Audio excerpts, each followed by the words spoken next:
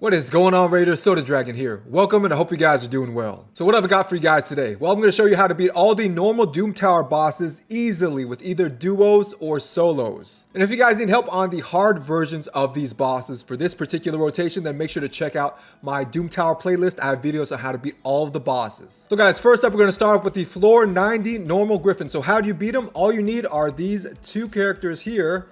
They are Coffin Smasher and Silver Drakes. So what does Coffin Smasher do in this comp? Well, his role is his A1 attack down. He has a strong version decreased attack. Now, normally strong versions of debuffs are hard to find in rares, and Coffin Smasher does have that strong version decreased attack with a good percentage to land on the A1, plus he has an A2 HP burn. Now that as well is hard to find in rares. So definitely this is a good choice if you want to go against the Griffin. You need an attack down champ ideally, because the Griffin starts hitting really hard once he starts stacking up those sky bonds. So what is Silver Drake's doing here? Well, she's reviving with an ally protection. Every time she takes a turn, she's healing everybody on the team for 10% of their max health. And she puts an increased speed on a random ally, so it could be either her or Coffin Smasher in this case. And she has an AoE stun, and she has a decreased speed and decreased turn meter on her A1. By the way, guys, if you have Jarek here, consider building him up instead of Coffin Smasher. I think Jarek here is better than Coffin Smasher. Why is this? Well, even though Jarek lacks HP burn, so that's a bit of damage that he's lacking, Jarek is much stronger as far as survivability. He does have that strong version decreased attack, plus he has increased defense, continuous heals, ally protection, HP in all battles. He's really, really good. Plus, I have a video showing him and Silver Drakes duoing hard 90 for the Griffin. So just them two, they can duo hard 90 Griffin. So definitely build up your Jarek instead of Coffin Smasher if you have him. So guys, the way the Griffin works is he starts to build up sky bonds every time he takes a turn. And what these sky bonds do is increase the Griffin's damage and speed. So the Griffin gradually is going to hit harder and harder and harder until you get to 20 sky bonds. Now you can try to kind of outspeed this, and in hard you may need to somewhat, but for normal we really don't worry about the sky bonds. And guys, also be careful what debuffs you bring into this fight and debuffers. I mean, if you have a full team of 5, be careful, because every 3 turns this Griffin's gonna cast Rock Smash, which basically transfers all the debuffs back onto your team. Now certain ones aren't that big a deal. For example, HP burn, we can work with it if your team is tanky enough and you have healers like Silver Drakes. Decreased attack, no big deal. Decreased speed, not the best, but you can work with it, right? But certain ones are pretty bad. For example, decreased accuracy. If you put that decreased accuracy on the Griffin and cast it back on you, all of a sudden you can't land debuffs anymore on the Griffin because you have that decreased accuracy. So just be careful with which debuffs you bring against the Griffin. So this team here is full auto, though you can tell this isn't a speed run because you only have 2 characters. Now, if you want to fill out the team of 5, be my guest. Just once again, be careful with those debuffs because every 3 turns, they will be thrown back against you.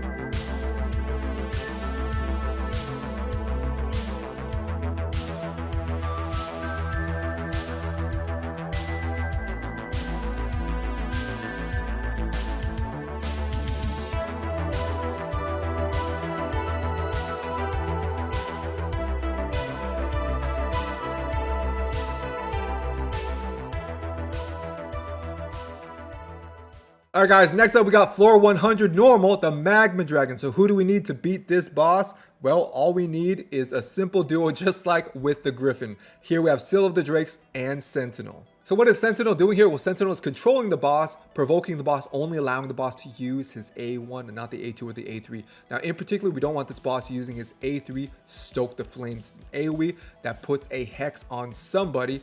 And what the boss does is, with this hex, the boss will ignore 100% of defense on that target that has that hex. Really, really bad. The boss hits ridiculously hard on hexed champions. So really, with Sentinel here provoking the boss as much as possible, we prevent the boss from putting the hex on anybody. Now, unless you're really lucky, no, Sentinel will not provoke the boss 100% of the time. Sometimes he will miss a provoke and the boss will use Stoke the Flames and hex somebody, probably Sentinel himself, and then the boss will attack and Sentinel will die. Well, what's Seal the Drake's role? To revive Sentinel so he can do it all over again. As far as the rest of the team, just make sure you don't bring in any HP burn champs, because if you do, they'll end up healing the Magma Dragon instead of hurting him. So poisons, other debuffs are fine, just make sure you do not bring in any HP burn champs. And guys, as far as hard 100, all you need to beat that boss is one more character. So either put in Jarek or put in Sepulchre Sentinel. So I did a video on this, and make sure to check that out if you want to know how to beat hard 100. But that is it. Just add one more character to this duo here. So as far as skill instructions for this team, there aren't any. So everybody is just default.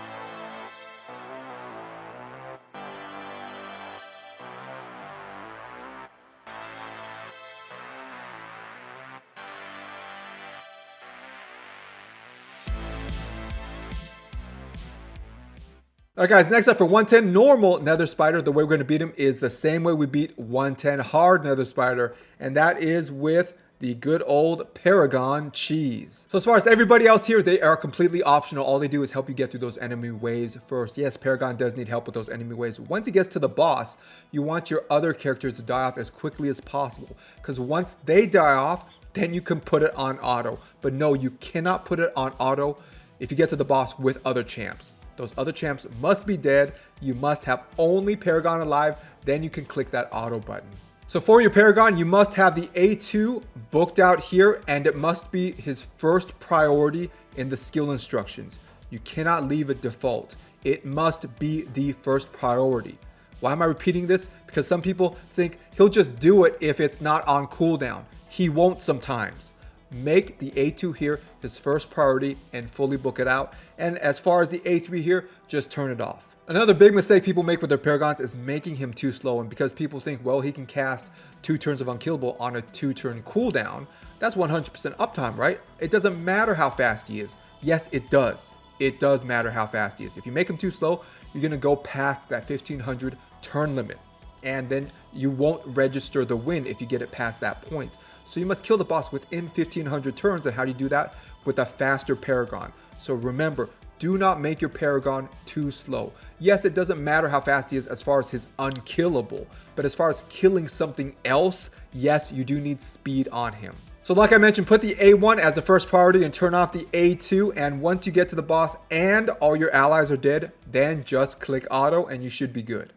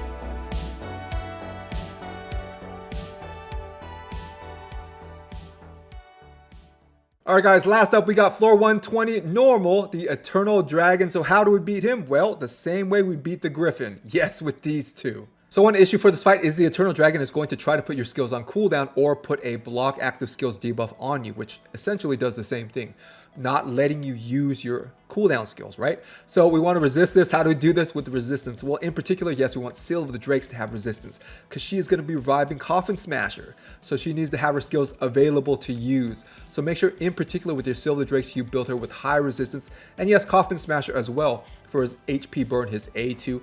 Plus you want both of these champs to resist that decreased defense that the ads put up. The ads will put up decreased defense on your champs. And if that debuff is on your champs and you get hit with the Eternal Dragon, man, those hits hurt so much more. So make sure you put resistance on really whoever you bring into this fight. So how much resistance are you going to need for 120 normal Iragoth? Well, as far as the boss himself, you want to shoot for 250 plus. So for Iragoth, the Eternal Dragon, 250 plus. Now, as far as resisting the ads and their different debuffs like provoke and decrease defense, you want at least 200 resistance.